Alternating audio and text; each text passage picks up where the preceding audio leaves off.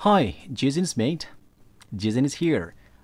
We are coming back to you with a new video, and for sure, this video will be new and help you out to understand English better.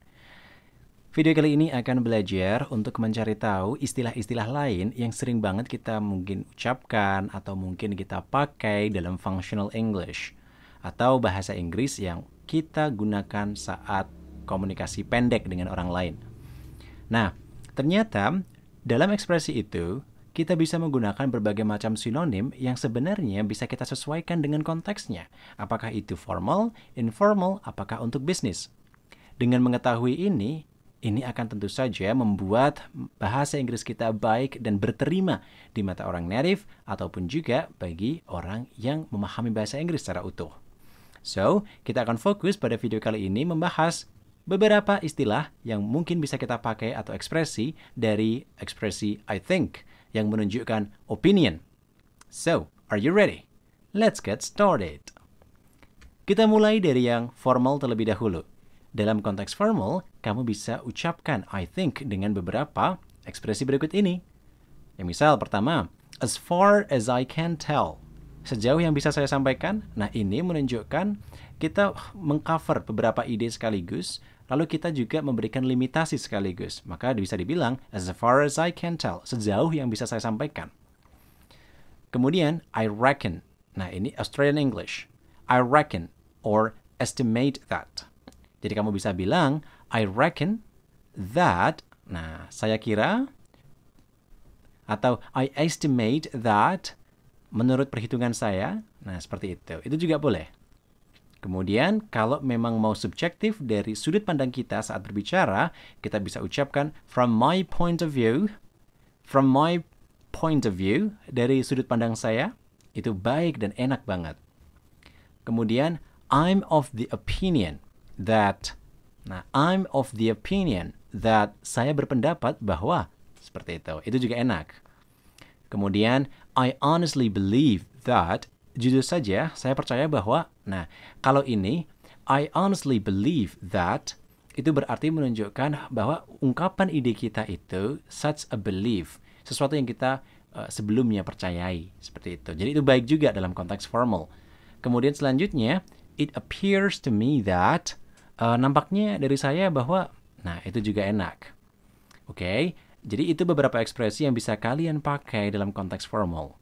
Kemudian untuk informalnya, kamu bisa gunakan seperti I'm pretty sure that, aku cukup yakin kalau, I'm pretty sure that, nah, I'm pretty sure that we are going to surpass the target this year. Atau misal, if you ask me, kalau kamu tanya aku, nah, if you ask me, kalau kamu tanya aku, gitu.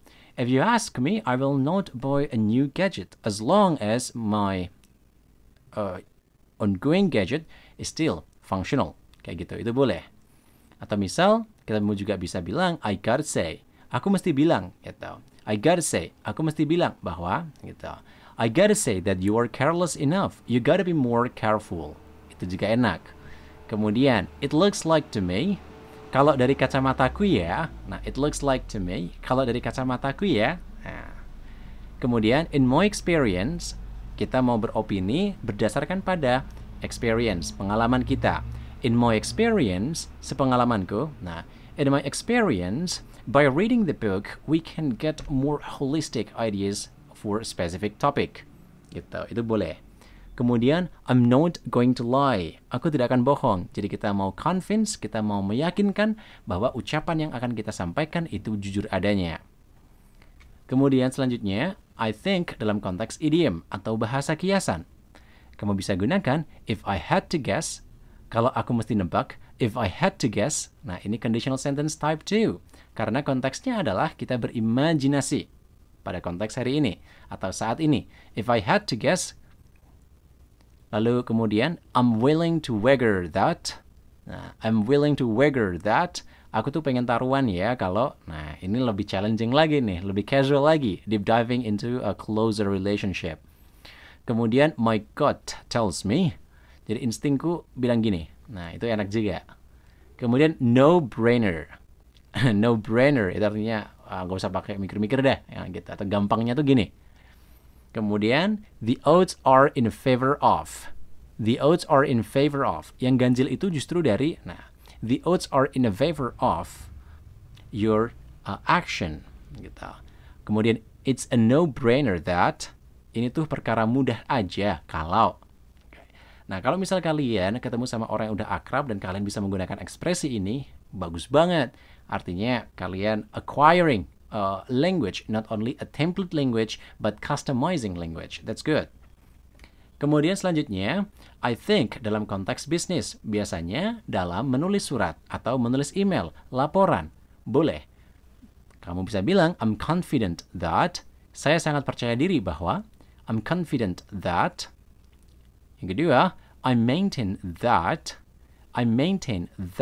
saya tak bilang bahwa, atau kalau memang yakin banget, I'm convinced. Saya yakin.